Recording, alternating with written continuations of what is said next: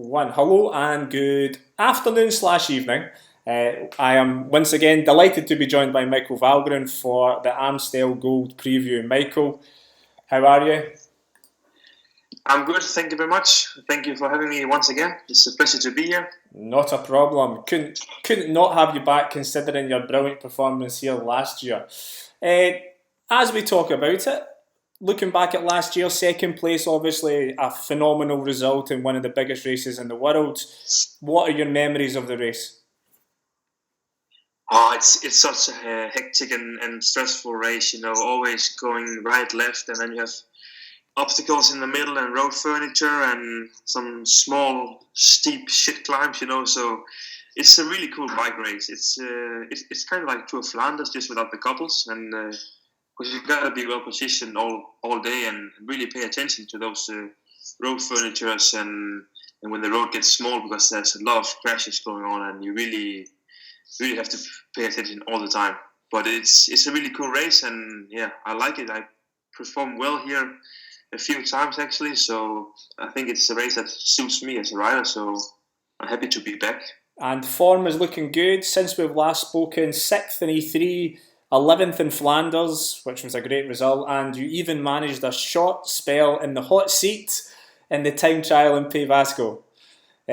Form is good. It is good. It is good. I'm happy with the shape.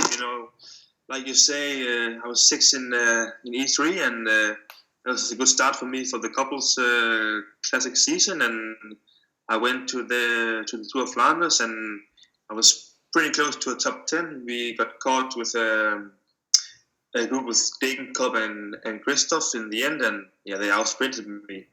And I was happy about my performance because I had the opportunity to Tapstra last time on the Quatermon, but he was just too strong and I just couldn't follow. So sometimes you have the legs for that, and I didn't. I was just struggling to stay on the wheel of Pipo Posato. So yeah, I can't complain about that. And yeah, then directly to Pays Basque, and I think I was quite lucky that it was really good weather this year. We had only one day with rain, and then the first day were easy. The second day were not easy, but it was okay. And then I think I recovered well. I have a good form, so and then you recover well. So yeah.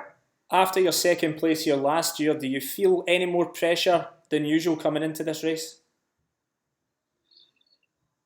Yes and no. Maybe the pressure from myself, because this is a race I've been looking forward to all year, or this coming week with the Liège as well. And I would like to win here, of course, because I was so close last year, and also the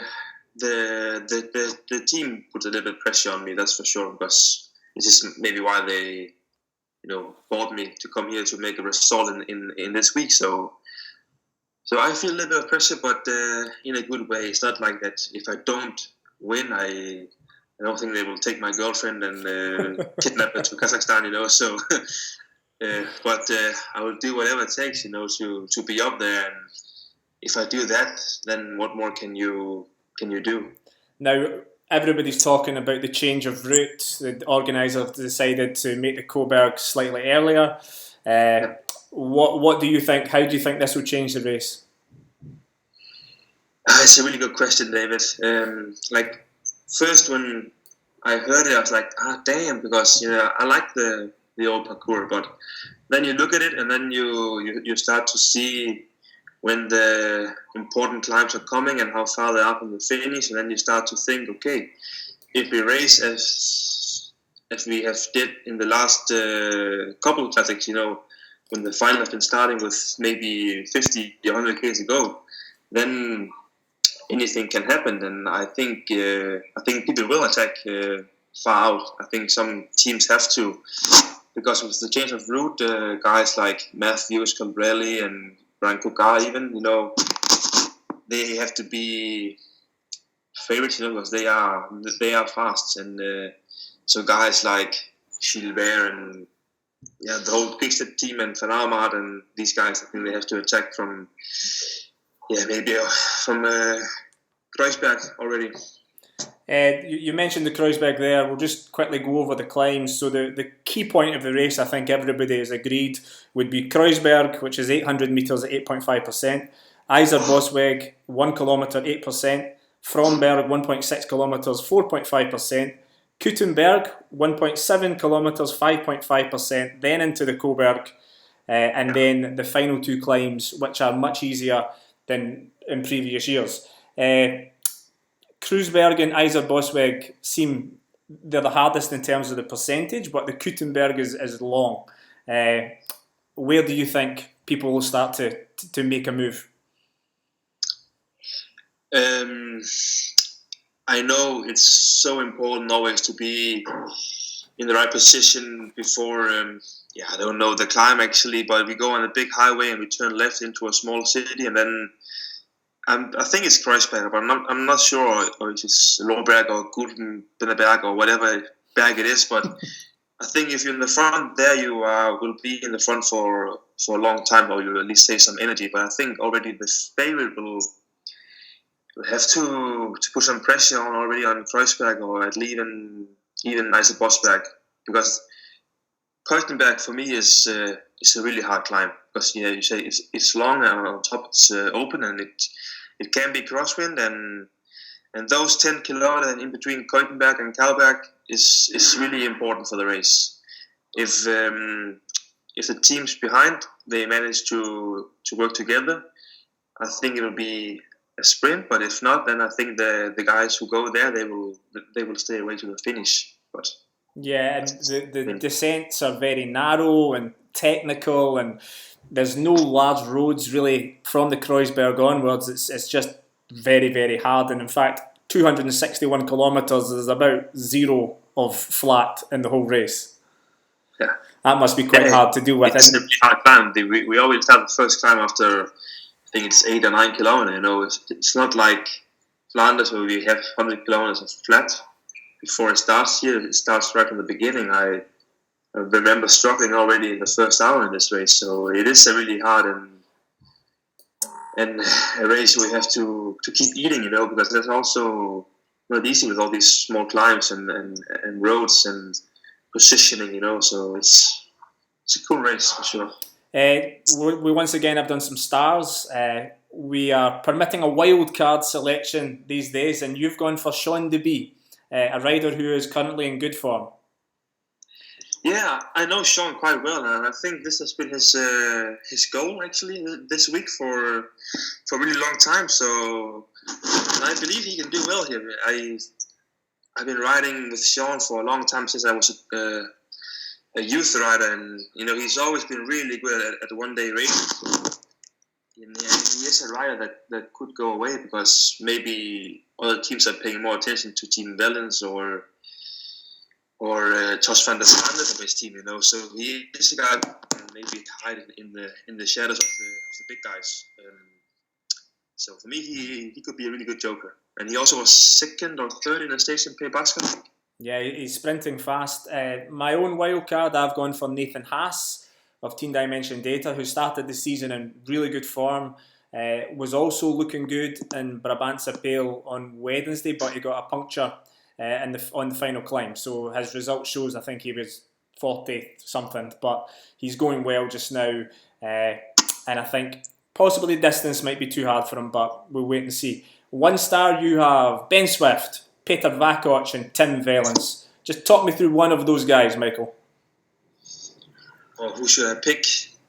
I'll maybe say Vakoc, because he is a really strong rider. You saw that last Wednesday when he attacked with Tim Wellens actually, and he almost just went through the breakaway, but there was a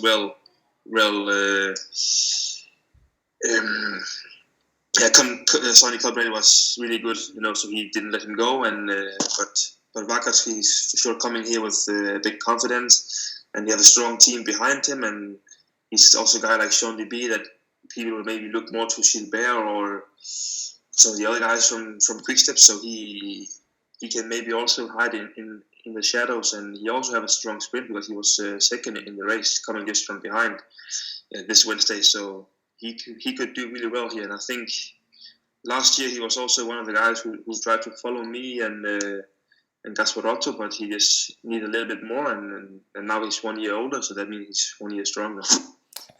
1 star I have Kwiatkowski, fresh from Strada Bianchi victory, Milan-San Remo victory. The only slight concern, you will have seen him possibly in the Basque Country, he wasn't as good as maybe we would have expected in the final couple of stages. However, form is good at the start of the season, so I'm still going with him. Rui Costa, who has had a break since a fantastic start to the year, and is always up there in one-day races, always a contender. And a slight kind of surprise, I've got Jon Izagirre. I spent today looking back at the Canadian one-day races, and Izagirre was very, very strong in both of them, and he might have a free-ish role in his team. 2 stars, you have Gilbert, Van Avermaet and Fellini. Yeah, sorry about that. Who do you want to talk about, Gilbert, Van Avermaet or Fellini? We heard so much about Gilbert and Van Avermaet, haven't we? They've been all over the place already, so yeah, and I talked good about Fellini before, and I think he will be Trek's captain here for sure. He's been so strong in the Couples Classic. I think he pulled almost 30k in E3 for Degenkolb, and also he pulled again when he got caught in Flanders for Degenkolb. He's just such a strong rider, and he could have gone in top 10 in both races if he went for his own chances. So I think he's a rider on form, and this is also a race that suits him really well. So he can be really dangerous, and he have a fast sprint. Just as long as he doesn't try to remove something from his front wheel like he did, I think it was last year.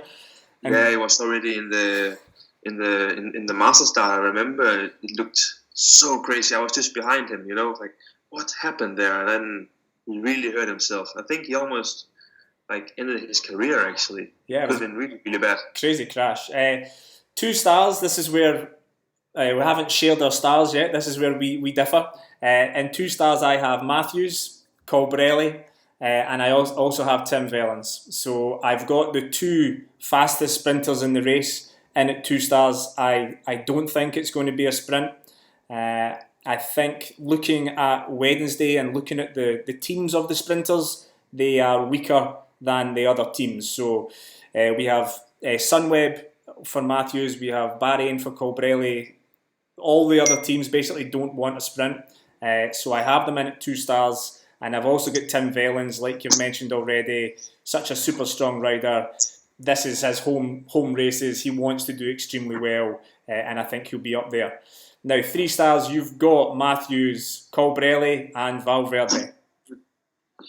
Yeah, and my big favorite is Matthews. I think he was looking really, really strong in Basque Country, and I talked to him afterwards.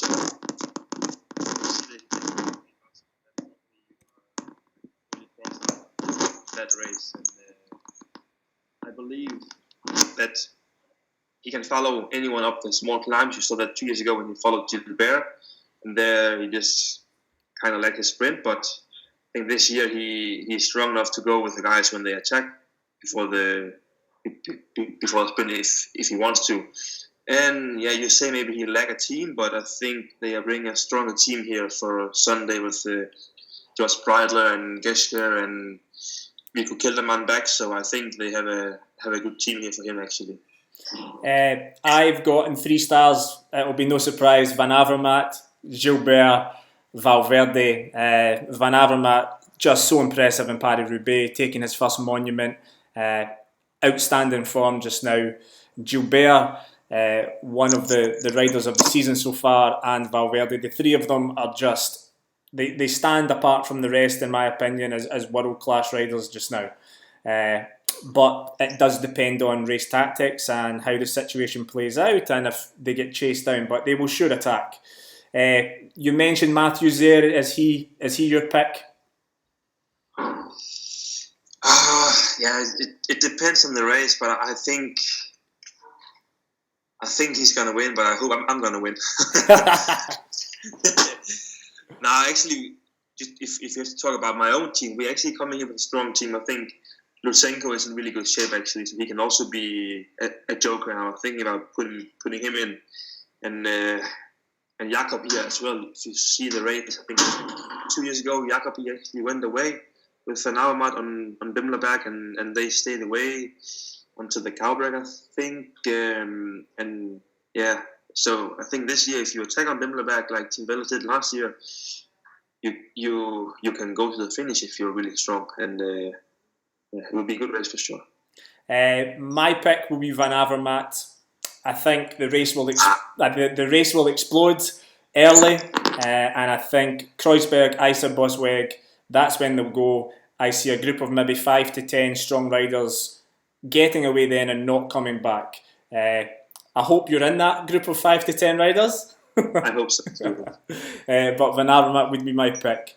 Big week of racing for you. Obviously, we've got Amstel, Flesh, maybe not so much of a target, but then Liège coming the following week. So, big week. I suppose you're looking forward to this. Yeah, I really am. This is my week. I love these races so much, and this is what I've been training for the whole year. Actually, the cover test was just like some kind of test, but this is here.